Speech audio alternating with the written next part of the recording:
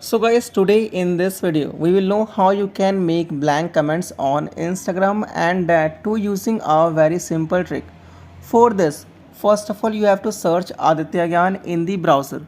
So simply I am searching Aditya Gyan, and then guys you have to search, tap on the search icon and then tap on the first website. And friends, here you have to tap on the search option and here search blank comment and then tap on the search option. And friends, here tap on the first blog and then scroll down the page.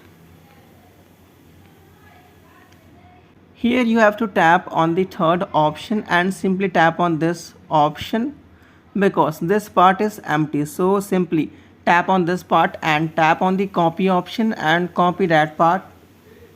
After that, open Instagram and open comments section of any post. Then friends, here tap here and then paste it and post the comment. So you can see that our blank comment has been posted. And guys, by using this trick you can post blank comments on other social media platforms as well. And if you want, you can also send blank messages to your friends. So guys, if you have any questions then definitely ask in comments and subscribe to our channel.